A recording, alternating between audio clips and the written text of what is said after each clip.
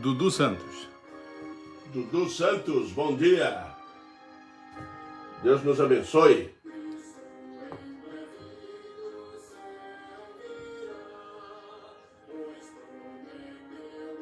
Cleison. Cleilson. Deus abençoe, Cleilson.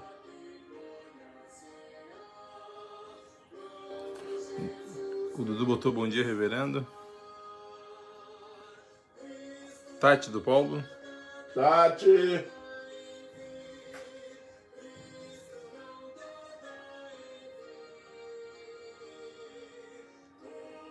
Deus abençoe, Tati.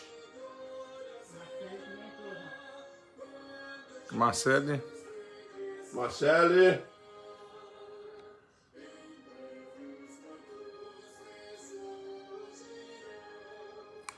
Mãe.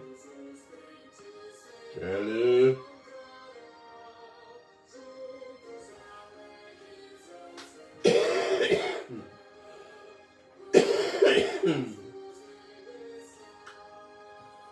Tânia. Tânia. Bom dia, Tânia. O Xande deu bom dia. Tá o Xande, Miriane, seu Ferreira e a Miriam. O quarteto. Xande, Miriane. Seu Ferreira e a Miriam. Miriam tá melhor? Bom dia para todos. A Tânia, não falou assim?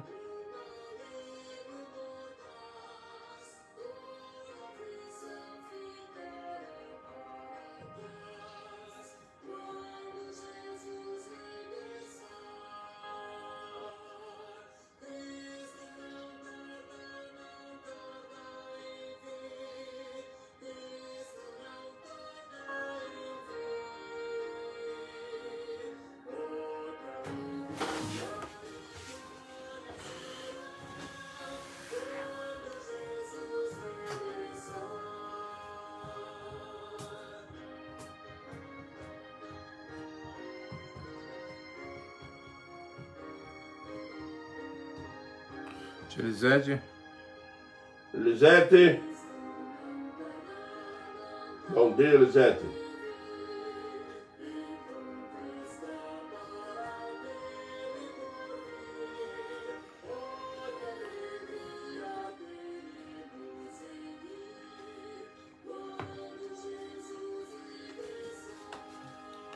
A Tati já compartilhou.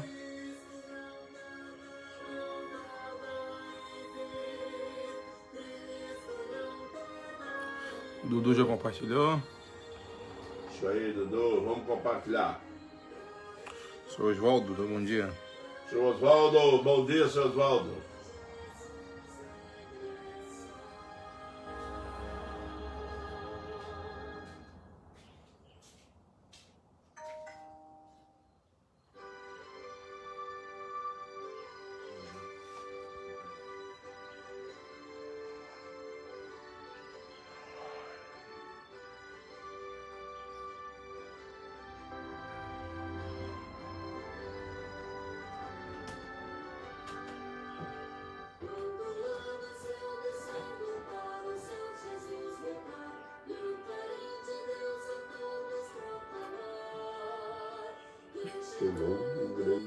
Fátima e a Bia.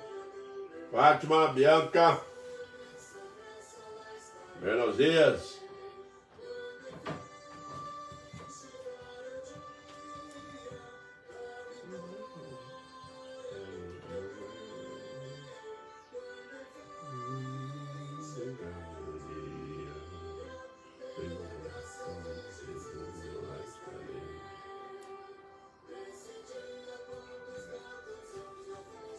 Tânia, bom dia, irmãos, graça e paz. É o Beto, no caso. Saí do plantão agora e caiu o celular do bolso do carro, mas já consegui localizar. Isso aí, Beto. Deus te abençoe, Beto.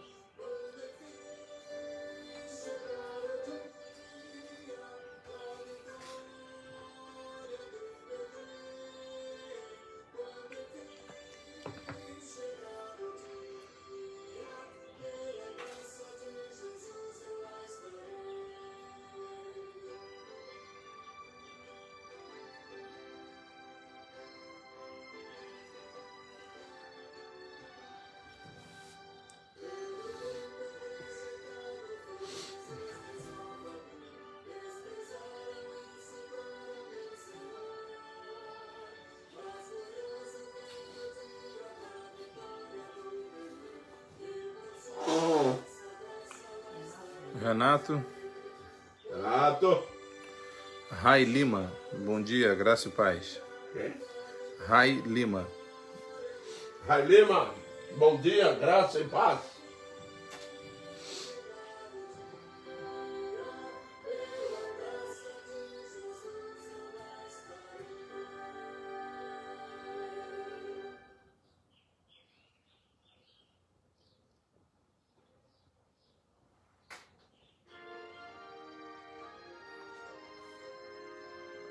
Evandro Silva, a paz do Senhor, pastor, me indica um escritor bom de livros.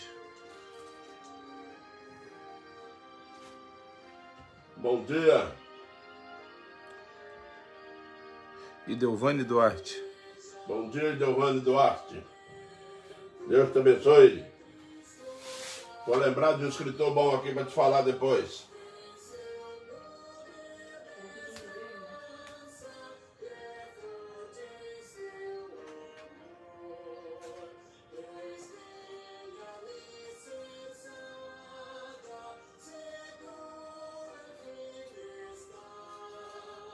Dona Ilma. Dona Ilma. Pede o número dele. Seu Getúlio. É o Evandro Silva. Como? Evandro Silva. Livro. É, do livro é o Evandro Silva. Evandro Silva. Depois tu passa pro WhatsApp aí o número do teu telefone para mim te ligar. Aí eu te ligo e te falo um bom autor. Tá bom? Elcio Chaves. Elson. Bom dia, pastor. Um forte abraço a todos os irmãos amados de PB Vila Alpes, São Carlos. Deus abençoe vocês. Nelson. Seu Simeão. Seu Simeão. Deus abençoe seu Simeão, Dona Maria Helena.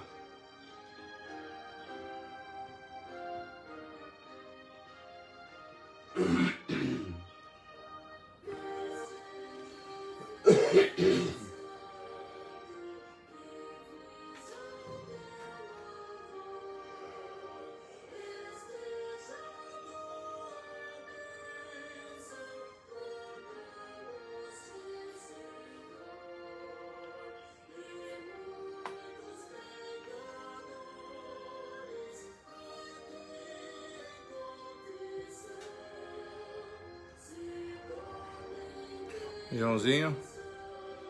Fala, João. Juliana Siqueira. Juliana Siqueira. Deus abençoe.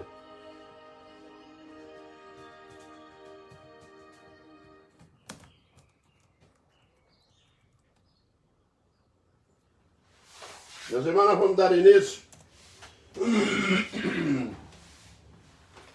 Nós vamos dar início esta manhã, abençoada por Deus, à escola dominical do estudo bíblico. E nós vamos dar início com uma oração. Oremos. Senhor Deus, nós te agradecemos por esta manhã. Clamamos a tua bênção, ó Deus, para todo esse dia, debaixo dos teus cuidados. Agradecemos, ó Deus, pela tua palavra em nossas mãos. Te louvamos, ó Deus, porque teu Espírito Santo tem nos iluminado, tem nos fortalecido cada dia mais. Perdoa, Deus, o nosso pecado, as nossas falhas diante de ti. Dai-nos força, sabedoria, para atravessarmos, ó Deus, essa turbulência que estamos vendo aí no mundo. Perdoa-nos e fortaleça-nos em Cristo através da tua palavra, é o que nós clamamos. Amém, Pai. Meus irmãos, hoje nós vamos dando continuidade ao estudo das 7 frases. Hoje nós vamos falar tenho sede. Baseado lá no Evangelho de Jesus Cristo, registrado por João, no João 19, do versículo 28, que diz assim: depois, vendo Jesus que tudo já estava consumado, para se cumprir a Escritura, disse: tenho sede. Meus irmãos, a morte de cruz. A morte de cruz, ela foi criada propositalmente para fazer a pessoa sofrer. A morte de cruz é uma morte lenta, agonizante. É exatamente o resultado que o pecado tem sobre a vida de um ser humano. Ele mata o homem e ele deixa o homem agonizante. O homem vive mal, é iludido com esse mundo, é enganado pelas coisas desse mundo e essencialmente rejeita a salvação em Cristo Jesus. Muito bem. Na cruz, portanto, nós vamos observar o quanto o pecado, o quanto ele foi maligno, quanto ele é prejudicial ao ser humano, tanto na esfera espiritual como na esfera física. Quando Adão e Eva caíram lá no Éden, o Senhor Deus amaldiçoou a terra e o casal com a morte instantânea e espiritual, e a morte, posteriormente, pela influência do pecado, a morte física. E a partir daquele momento, então, o homem passa a sofrer em todos os aspectos das suas relações pessoais, da sua vida familiar, e o pecado foi tomando força, foi tomando volume, e veio até, implantou-se dentro da humanidade, e está aí até hoje, e vai se eternizar no inferno, não é? Por isso Jesus Cristo, o Senhor Deus Todo-Poderoso, por graça e misericórdia, vem ao mundo, toma forma humana para salvar o homem. Mas essa salvação envolvia uma imensidão de sofrimentos, dor e morte. Por quê? Porque Deus não veio ao mundo só para salvar espiritualmente o homem. Ele também tinha que morrer na cruz, tinha que morrer. E o destino foi a cruz, que era uma morte ruim, terrível. E hoje, e antes da sua morte, você quando vai olhar para a cruz tem uma mensagem completa da vontade soberana de Deus, e da vontade soberana de Deus no sentido de trazer, tá, uma questão muito séria, que Jesus revela a consequência do pecado para toda a eternidade. E na cruz vemos o amor de Deus por nós, que somos salvos. Vemos também a ira de Deus contra os que não creem. É interessante na cruz porque ela revela as duas coisas simultaneamente. Ela revela o quanto Deus nos ama, nos salvando. O ato da salvação na cruz não é um ato de derrota, não é um ato de vitória do pecado.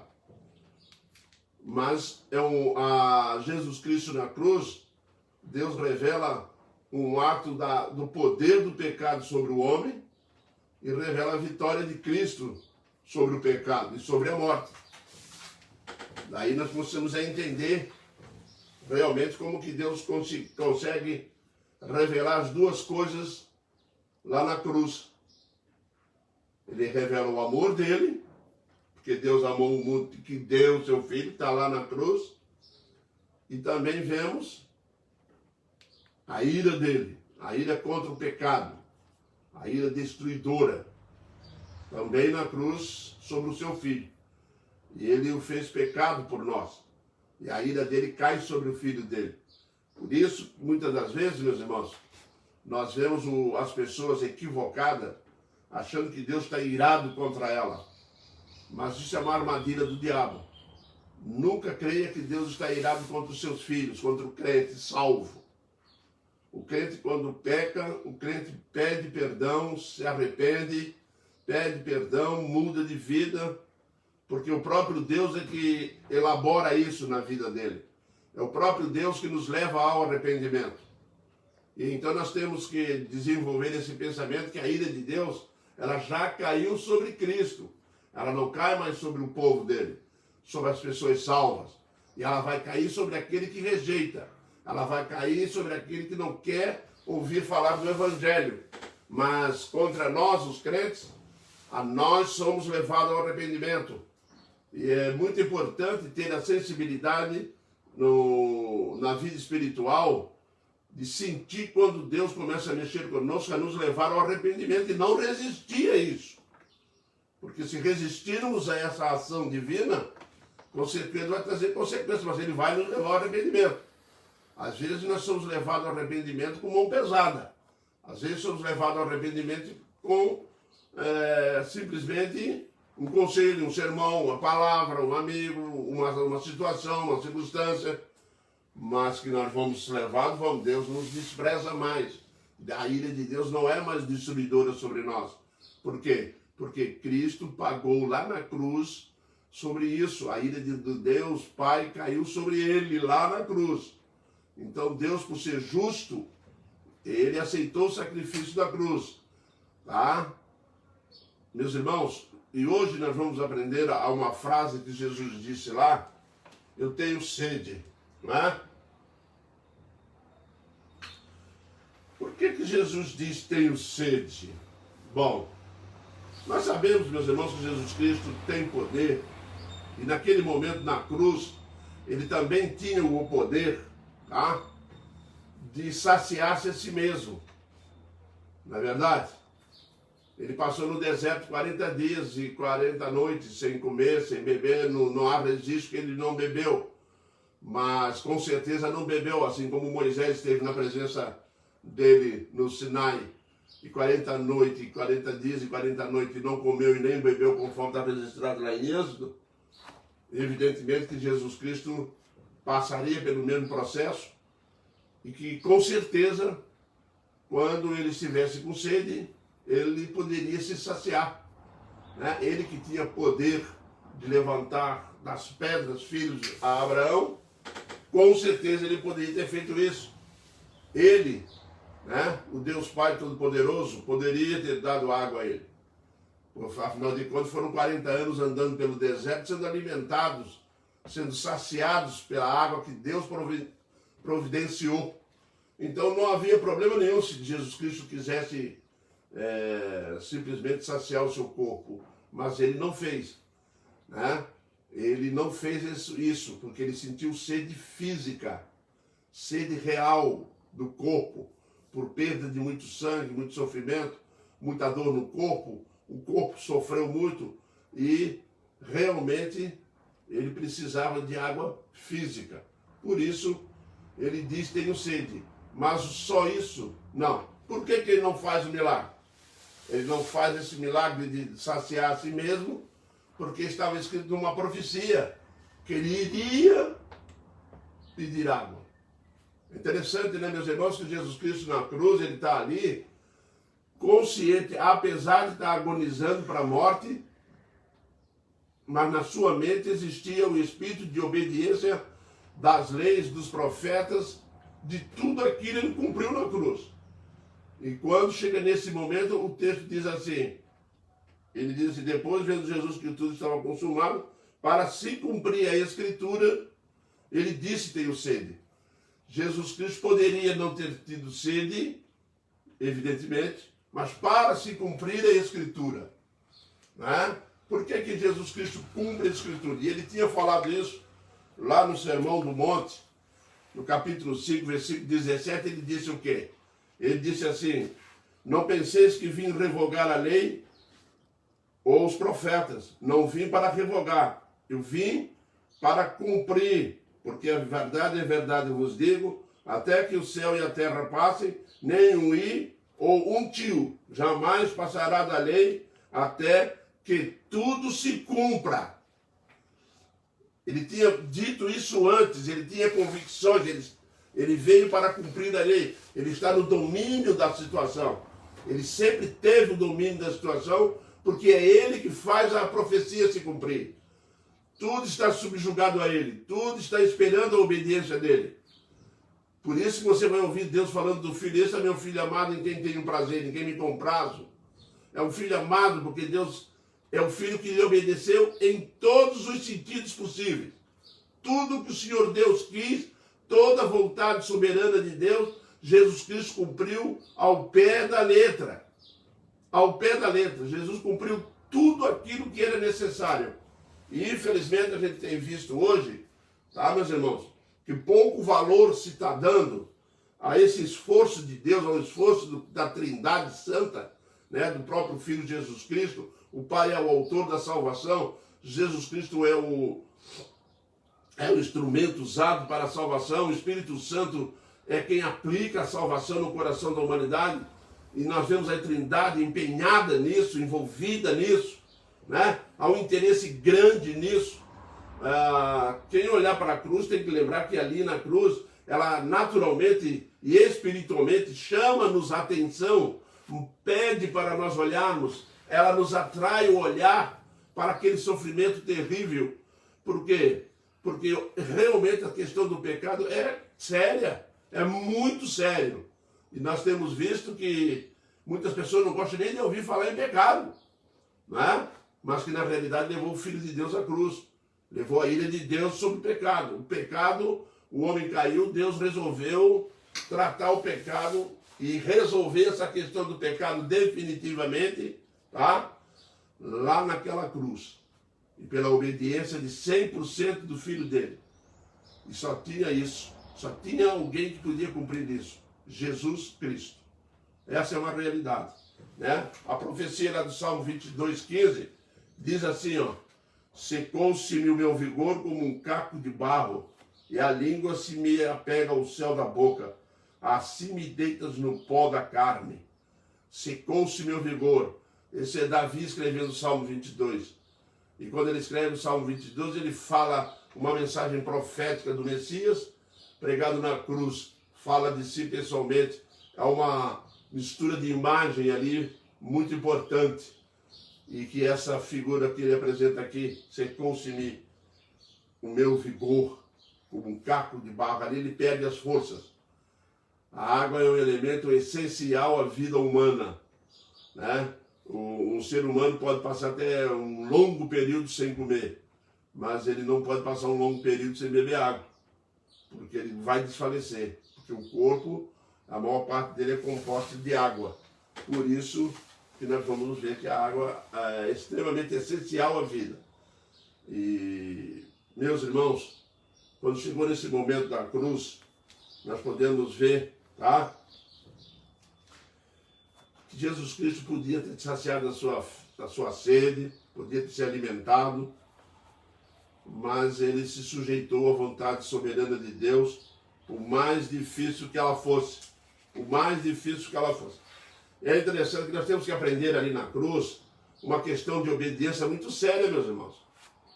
Porque a vitória contra o pecado, da nossa salvação, isso já aconteceu. Jesus Cristo conquistou, derrotou e conquistou a nossa salvação lá na cruz.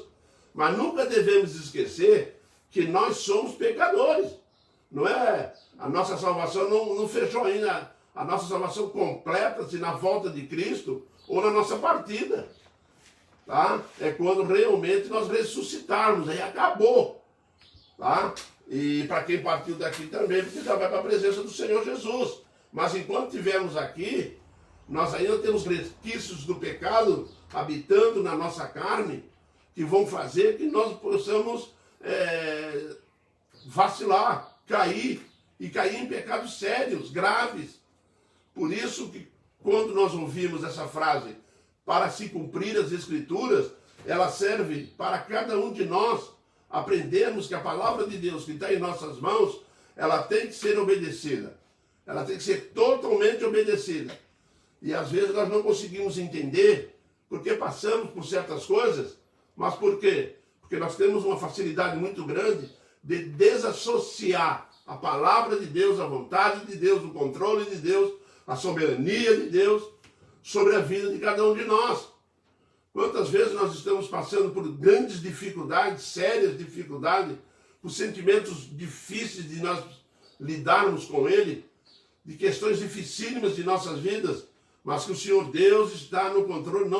Não é só botar na nossa mente que o Senhor Deus está no controle, porque podemos nos convencer que Deus estava no controle, que Deus está no controle, estava no controle na cruz, que o próprio Jesus Cristo estava no controle na cruz, mas nós também temos que considerar um fato de que as coisas que acontecem conosco não estão alheias a Deus.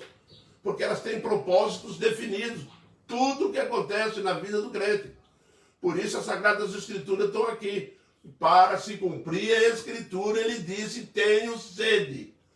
Então nunca esquecemos, irmão, que nós como crentes, nós não estamos isentos de sofrimento, nós não estamos isentos de passar por situações ruins, difíceis. Não estamos, tá?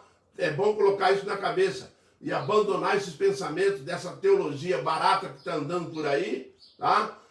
Da prosperidade, porque eu repreendo sofrimento, na minha casa não entra sofrimento porque eu proíbo, porque em nome de Jesus eu vou ser vitorioso e só prega vitória, vitória. Cuidado!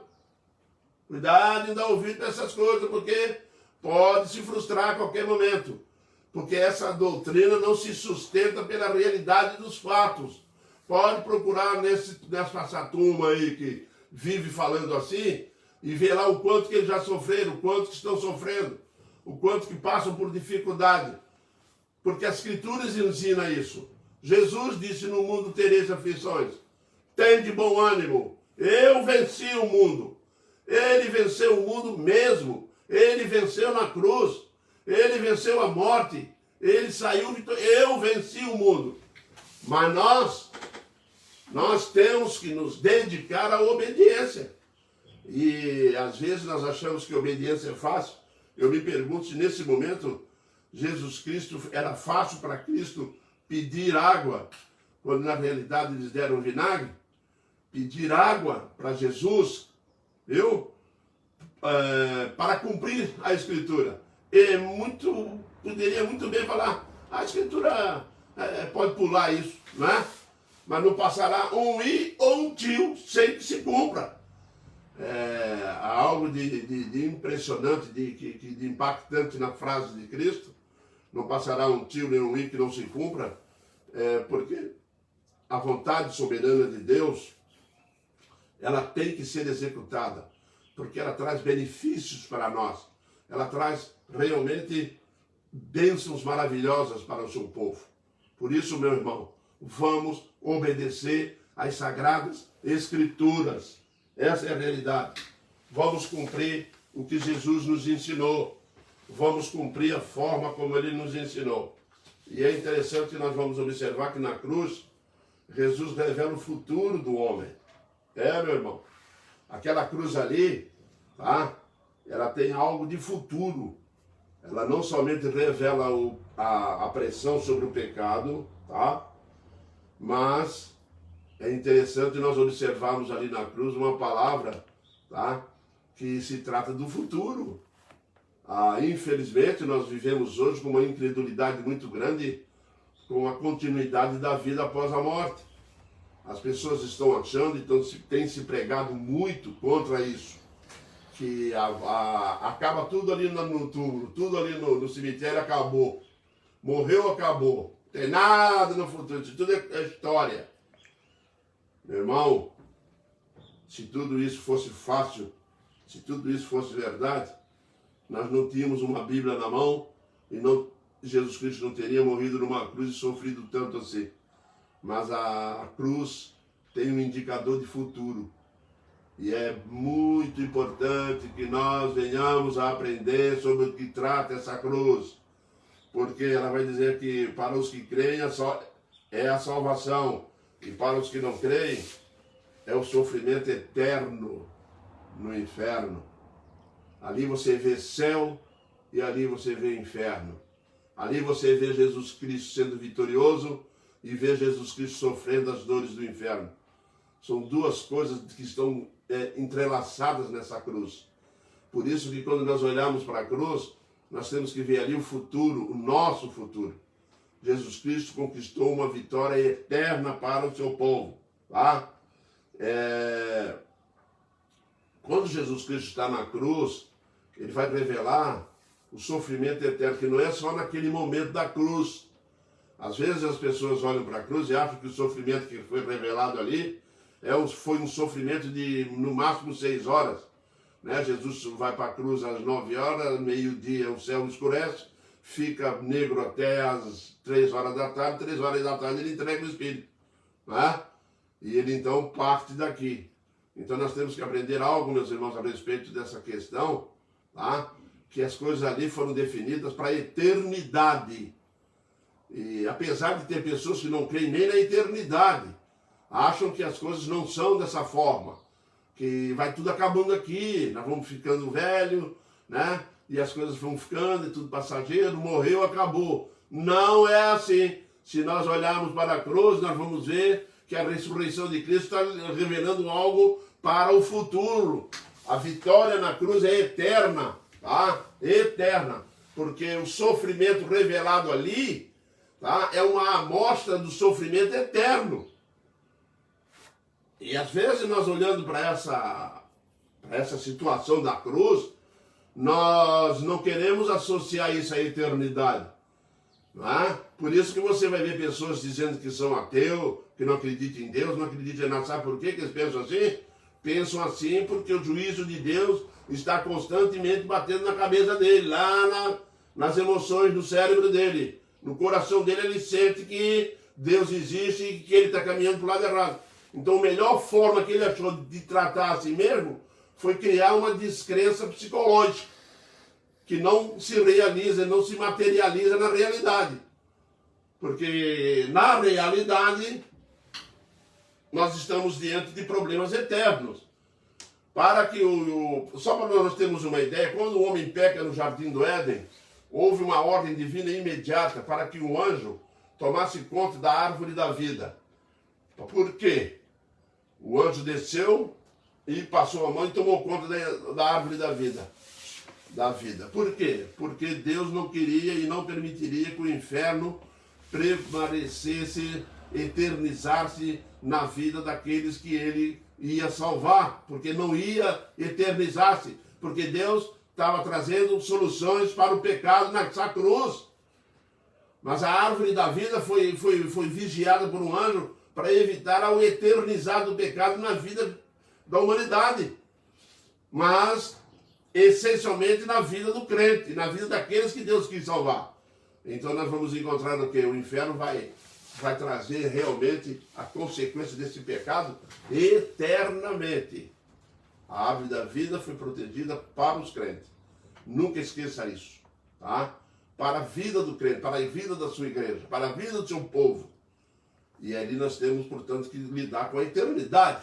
Não fique pensando, irmão, que as coisas que foi sofrida por Jesus Cristo ali, nessas 6 horas, que foram coisas que eram passageiras, não foram, não. Ele sofreu algo ali, morreu rapidamente, mas trazendo uma mensagem, né, que está cunhada na história teológica da palavra de Deus, eternidade.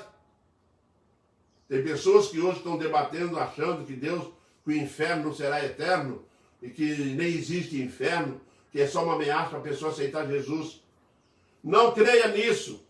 Não creia nisso. E quando pregar sobre o Evangelho, faça questão de enfatizar. Jesus morreu numa cruz e ressuscitou para que você não vá para o inferno. Tá? Porque senão perde o sentido. Lá em Lucas 16, 24, nós temos a palavra de Jesus Cristo, quando o rico pede para Abraão molhar a língua dele. Ele já está no inferno. Tá? É inferno mesmo. Lá diz que ele foi sepultado e no inferno ele vê Abraão e Lázaro. O que acontece? Ele diz assim aqui no versículo 24. Então, clamando, disse: Pai Abraão, tem misericórdia de mim e manda a Lázaro que molhe em água a ponta do dedo e me refresque a língua, porque estou atormentado nesta chama. Sim, deu para perceber? Porque Jesus disse: tenho sede? Jesus disse: tenho sede, para que nós fôssemos saciados e livres dessa sede eterna no inferno. Desse sofrimento. Sede ali representa sofrimento eterno. Ele já está lá. E lá ele está sentindo essa dor. E lá é que ele sente essa sede. Lá esse sofrimento se faz presente. Lá se cumpre o que foi dito lá no Salmo 22. A minha língua se apega ao céu da boca. Está seco, o corpo fica seco, sofre. A ideia, tá, é sofrimento mesmo. Por isso que O rico clama a Abraão, tenha misericórdia. O inferno não é lugar de misericórdia, é lugar de sentença, é lugar da ira de Deus. Às vezes a pessoa não gosta muito de mim como sou pregador, porque eu enfatizo muito essas questões, porque eu tenho visto muito pouca gente pregando sobre o inferno. A impressão que nós temos é que o inferno virou um jardim, virou um lugar de passeio para ir lá de vez em quando. Que é isso? Ele está constantemente do nosso lado. Pedro chegou a dizer que o diabo anda em nosso derredor como um leão querendo nos devorar para levar para lá. Mas lembre de uma coisa, Jesus pagou, Jesus bebeu vinagre, Jesus disse, tenho sede, no nosso lugar. Olhe para aquela cruz e veja você livre, como a parábola que Jesus contou aqui. O homem rico no inferno, pedindo para molhar, olha, pediu para Jesus, não pediu água, não pediu um copo d'água fresca, não. Ele virou e pediu para molhar, chegar com o dedo úmido, botar na língua dele, para saciar, para tirar essa agonia. Eu fico imaginando, meus irmãos, quantas pessoas estão brincando com isso, achando que a agonia do inferno é coisa boa de sentir. De vez em quando eu já ouvi aqui na janela da minha casa que alguém dizer, estou nem aí se eu vou para o inferno, se eu não vou. Falei, é mesmo? Tá nem aí, né? Mas vai estar quando eu acabar de partir. Vai estar quando começar a chegar lá, começar a sentir o calorão de longe, hein? Começar a sentir aquele bafo quente, aquela dor miserável. Não tem saída não. Fica brincando com isso, fica. Hein? Ele sentiu isso tudo em nosso lugar. Sentiu dores e tormentos do inferno, destinado a nós, destinado a você que está me ouvindo. Você sabia que tudo isso que Jesus está passando nessa cruz foi destinado a nós? Porque se Jesus não tivesse ido nos substituir daquela cruz, lembre de um fato, meu irmão. Era nós que iríamos sentir isso. E não era na cruz não, hein? Se ilude não.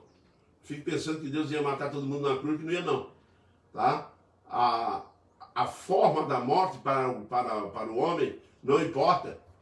O homem pode morrer de cair de avião, de carro, de acidente, não sei o quê. O único segredo é que para chegar no inferno, você pode chegar de avião, pode chegar a pé, pode chegar de infarto, pode chegar de qualquer forma.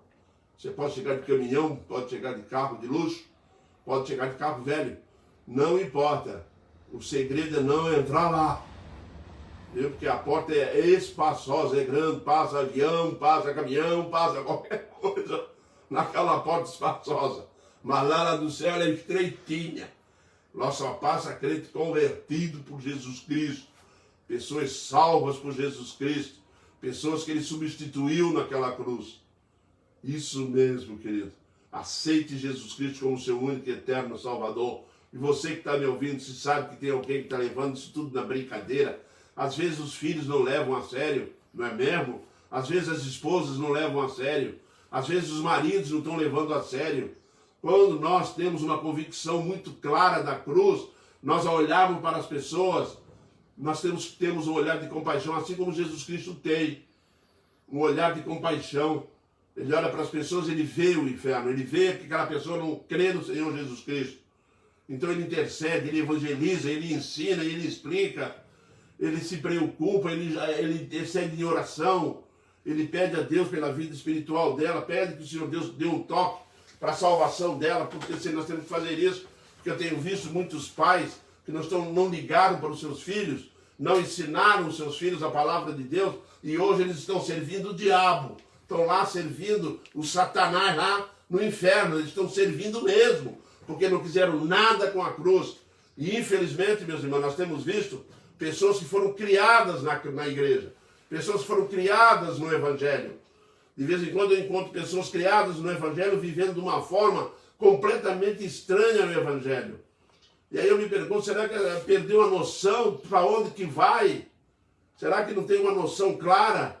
Aí vamos orar, vamos interceder, vamos visitar, e chegamos lá e conversamos, as pessoas concordam que realmente se desviaram, mas não estão nem aí, não reagem, não têm atitude, não querem de fato, Por isso a salvação é um milagre de Deus muito grande. Meu irmão, ensine teus filhos, dê testemunho para ele tá? Ensine o caminho que ele deve andar, que ainda que for velho não se desviará dele. Salomão ensina isso em Provérbios. Preste bem atenção, tá? Esse momento na cruz são revelações de coisas, meus irmãos, que vão passar para a eternidade. E infelizmente, se tem uma coisa que não está sendo levado muito a sério, é a perdição. Não está levando muito a sério porque estão achando que as coisas terminam aqui. O homem tem só uma vida, acaba aqui. Não é não. A Bíblia não dá margem para esse tipo de raciocínio. Não dá. Infelizmente as pessoas não querem crer. Mas quando Jesus disse tenho sede, ele estava falando lá da sede e do sofrimento lá no inferno. Onde esse rico disse aqui, Abraão, tem misericórdia de mim. Manda Lázaro que molhe em água a ponta do dedo e me refresque a língua, porque estou atormentado nesta chama. Está pensando que isso aqui é teoria? Está pensando que isso aqui é historinha da carochinha? Será que as pessoas estão achando que isso aqui é o quê? Não é real? Não é mesmo, meu irmão? Mas não é não, meu irmão. Não queira ter essa experiência. E já nós que somos crentes, que temos a certeza, porque o único que tem certeza que o inferno existe é crente, viu? Porque o Espírito Santo revela isso aí. No mundão, não tem essa certeza, não pode ter essa certeza, que não está nem aí. Alguém disse uma vez, se o inferno existe, eu estou perdido. Claro que está. Mas ele não sabe o que é isso. Então até que às vezes fala que quer ir para lá. A história vai narrar de grandes líderes, grandes sábios, grandes pessoas que disseram, eu quero ir para o inferno. Morreram assim, dizendo isso. Mas quando fechou o olho, partiu daqui, aí é que ele veio ver o que ele queria. Meus irmãos, nós somos os crentes salvos que temos certeza absoluta que o inferno existe. E isso pode trazer para nós preocupação. Tem que trazer para nós, meus irmãos, uma compaixão para aqueles que não estão aceitando Jesus como seu Salvador. Exatamente isso. Tenho sede. Nós estamos tratando aqui na cruz do futuro do homem. Do seu futuro e do meu. Nós fomos salvos. Glória a Deus por isso. Glória a Deus por isso. Quando eu olho pessoas na igreja, vendo a vida que tinha, como eu tive, outros tiveram, e vejo como que Deus foi bom demais. Não merecíamos nada, um lixo, uma coisa ruim. Não estava nem aí para nada, estava exatamente indo para o inferno. Mas Deus, na sua infinita misericórdia e amor e graça, foi lá e nos tirou. Isso mesmo. Agora nós vamos ver aqui para o final a retribuição com a humanidade. A retribuição que o mundo está dando a Jesus por ter sofrido naquela cruz. Meu irmão, a retribuição foi algo terrível. Primeiro, Jesus Cristo sofreu rejeição. Isso que o nosso pecado fez com ele. Fez ele ser rejeitado. Abandonado. Zombado. Ultrajado. Sofreu violência. Desprezo. Tudo isso ele sofreu. Só ele mesmo. Só ele. Tá? Hoje à noite eu vou pregar a sexta palavra. Tá? Está consumado. Não deixe de assistir, não. Para você ver as qualificações de uma pessoa que tinha que vir aqui para salvar pessoas que não queriam ser salvas. Tá? Preste bem atenção. O que ele recebeu? Por ser amoroso, por ser carinhoso, por ser atencioso, por sentir compaixão, por curar, por fazer milagre, por ensinar, por dizer ao Pai, revelar ao Pai, fazer tudo de bom. Não vê nada. Você não vê nada de ruim nele. Nada. Nem pensamento ele tinha de ruim. No coração dele não saía maldade. Não havia maus desígnios. E aí foi retribuído o que a ele? Foi retribuído rejeição, abandono, zombaria, ultraje, violência, desamparo, cuspida, soco no rosto. Sim! Porque é isso que o pecado faz com uma pessoa santa como Jesus. Era isso que nós estávamos fazendo, e glória a Deus pela sua graça e misericórdia, que nos tirou disso, dessa imundícia. Ele perdeu todo o direito. O único que tinha todo o direito do mundo de ser bem tratado. Pois ele não foi. Não foi bem tratado. Tinha direito a todos os consolos e refrigério. Ele era a única pessoa que tinha que ter sido consolado, ter estado junto. Uma pessoa que tinha que estar sempre do lado dele, ajudando ele, assim como ele ensinou a nós a estarmos uns com os outros, ajudando nas horas difíceis, nas horas complicadas, e ele está lá ajudando nas horas difíceis e complicadas, resolvendo o nosso problema de nossos filhos, chamando a nossa atenção com relação à família. Ele está sempre junto de nós. Quando chegou a nossa vez de fazer alguma coisa nesse sentido, o que nós fizemos? Abandonamos! Abandonamos numa cruz. Essa é a retribuição do ser humano. Abandonamos ele numa cruz. Tá? Todas essas coisas foram negadas a ele. Foram negados a Jesus. Nunca devemos esquecer essas questões. Quando o céu lhe negou um raio de luz, nas trevas que começou ao meio-dia e terminou às 3 horas da tarde com a sua morte, nunca esqueçam isso. O céu lhe negou um raio de luz naquele momento. Ali ele sentiu as trevas do inferno. Sabe por quê? Porque foi isso que ele recebeu de troco. Foi isso que ele recebeu de volta. Foi isso que foi oferecido para ele. Agora eu pergunto, que covardia da nossa parte. Hein? Que gente ruim. Que gente perversa. Que gente má. Mesmo assim ele olha e pede perdão para nós ainda. Tudo foi negado a ele. Quando o céu lhe negou um raio de luz e a terra lhe negou uma gota de água, nós lhe oferecemos vinagre. Entendeu bem? Como é grave a nossa situação? Como era grave a nossa situação? Os céus negaram a ele um raio de luz. A terra negou a ele uma gota d'água. E nós oferecemos o quê? Vinagre. Como tem muita gente oferecendo até hoje. Em retribuição a tudo aquilo que ele tem feito por nós, vinagre.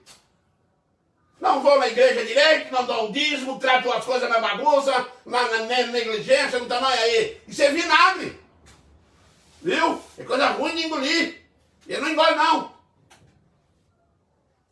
Quando o céu lhe negou um raio de luz e a terra lhe nega uma gota d'água, gotinha d'água.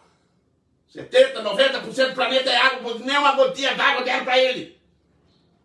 Sabe por quê? E aí nós vamos lá,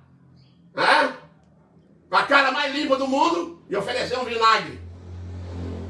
Essa foi a retribuição do homem que morreu por nós numa cruz. Isso aconteceu lá. Vamos olhar para aquela cruz e mudar o padrão de vida definitivamente. E tentar se esforçar muito mesmo para reconhecer esse sacrifício feito na cruz. Reconhecer o que Deus fez por nós.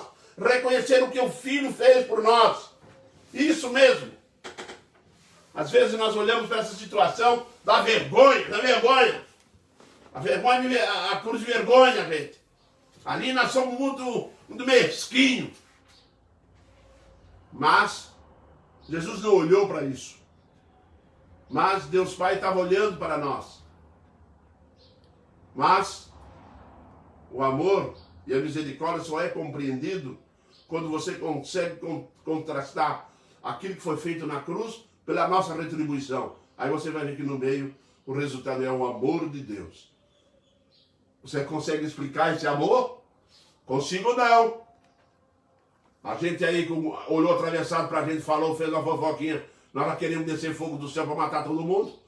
Agora você imagina ele. Hein? Glória a Deus pela vida de Jesus, pela oferta da vida dele. Minha vida eu a dou. Ninguém a toma de mim, não. Dou a vida. Dou a vida por quem? Por um monte de gente que não presta. Mas vou lá resgatá-lo. Vou lá transformá-los. Vou fazê-los pessoas de valores. Eu vou valorizá-los. Eu vou transformar a sua vida.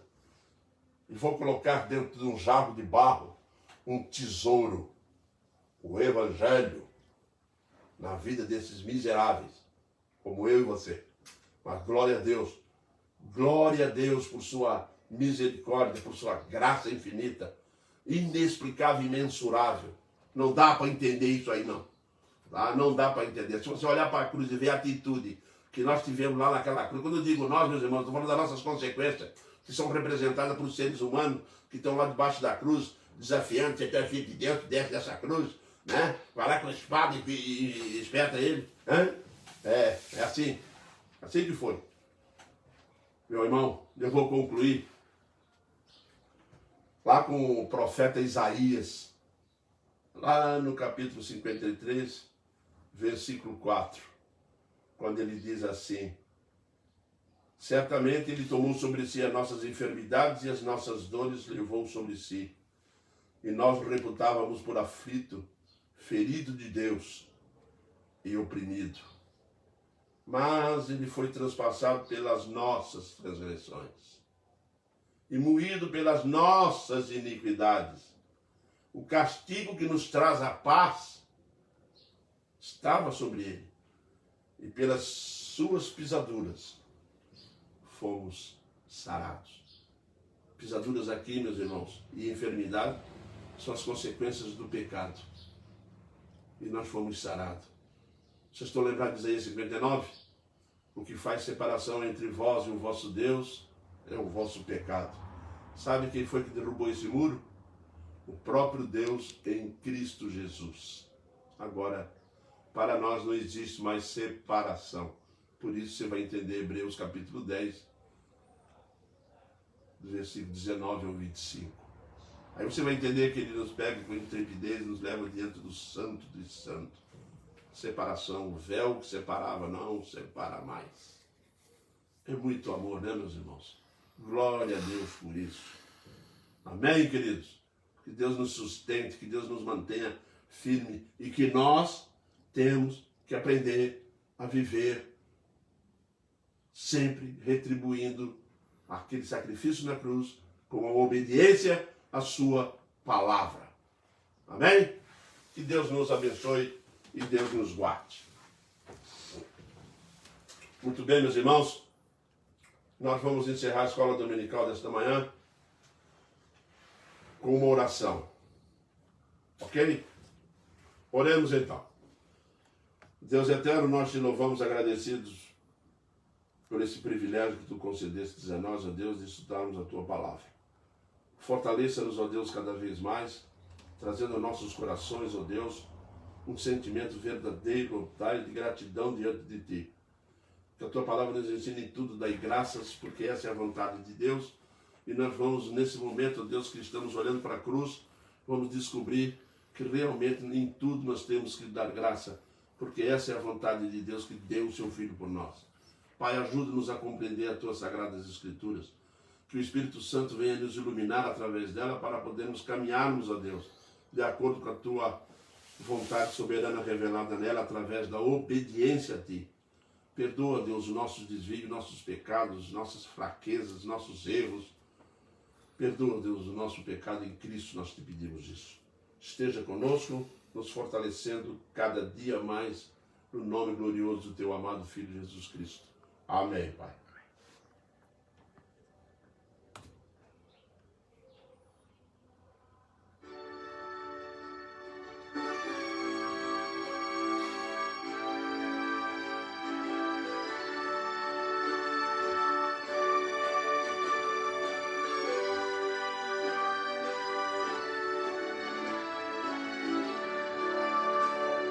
Seja bendito o Cordeiro que na cruz por nós padeceu.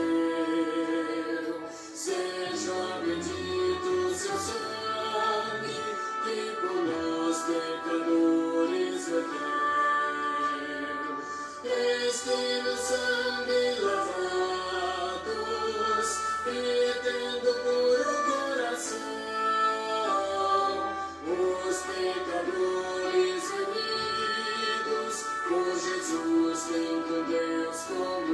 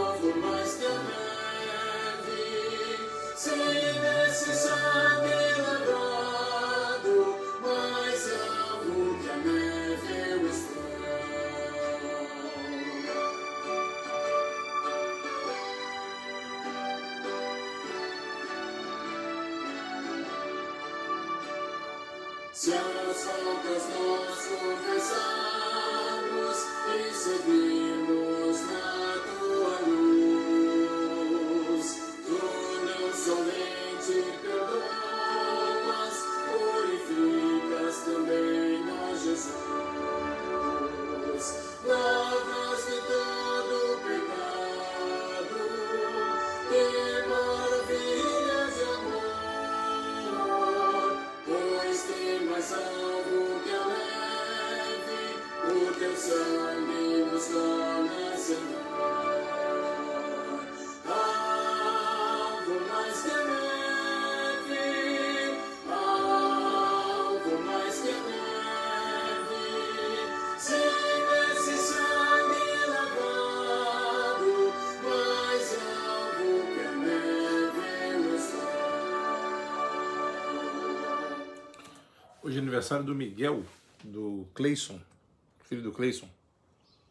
Oh, hoje é aniversário do Miguel, filho do nosso irmão Cleilson.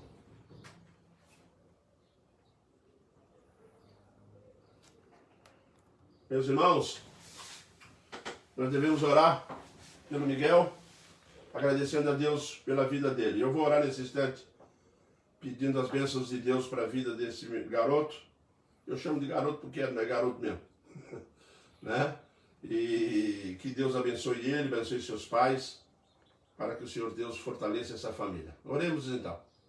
Senhor Deus, nós te clamamos nesse instante pela vida do Miguel, porque tu, através da tua graça e da tua misericórdia, concedestes mais um ano de vida para ele. Esteja abençoando seus pais, ó Pai. Esteja abençoando, ó Deus, o Cleilson, ó Deus, abençoando a mãe dele, abençoando, Senhor Deus, todos aqueles que pertencem àquela família, que estão debaixo dos teus cuidados. Continue fortalecendo-os, mantendo-os sob a tua destra fiel. Perdoa, Deus, o nosso pecado e ajude-nos, ó Deus, a caminharmos cada vez mais unidos em Cristo. É o que nós te pedimos agradecidos. Amém, Pai. Meus parabéns, Miguel. Tá? Deus te abençoe.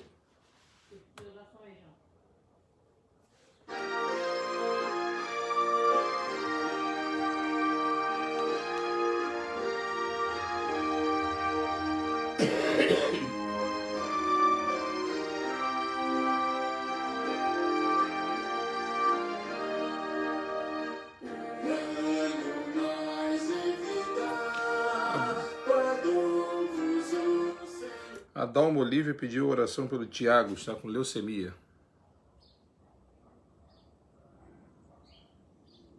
Alma, Olívia, Tiago, leucemia.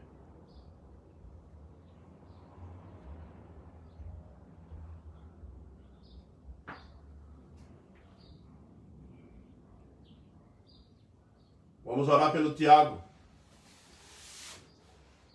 Está com leucemia, tá?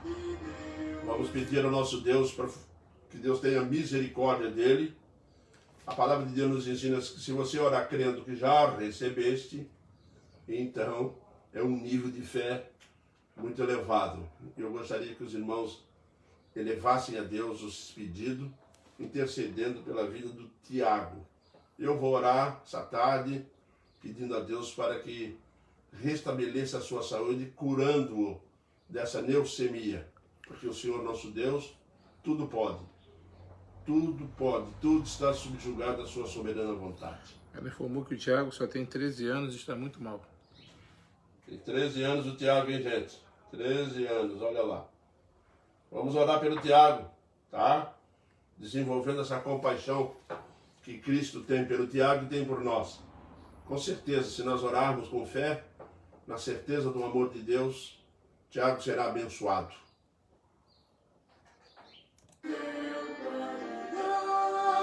do seu divino amor, de coração dai graças ao vosso eterno Pai, pois mais um ano. Meus irmãos, eu vou orar pelo Tiago, para que o Senhor Deus lembre não, né? para que o Senhor Deus exerça a sua vontade soberana sobre a vida desse garoto, tá? Oremos então. Senhor Deus, nesse momento nós levamos na tua presença Tiago. Tu conheces ele tem 13 anos, tu também sabes disso. Nós pedimos, ó Deus, intercedendo pela vida dele, para que restaure a ele, Senhor Deus, dessa leucemia. Somos sabedores, ó Pai, que tudo podes. E de acordo com a tua graça e com a tua misericórdia, que nós clamamos por isso, no nome glorioso de Jesus, o teu amado Filho. Amém, Pai.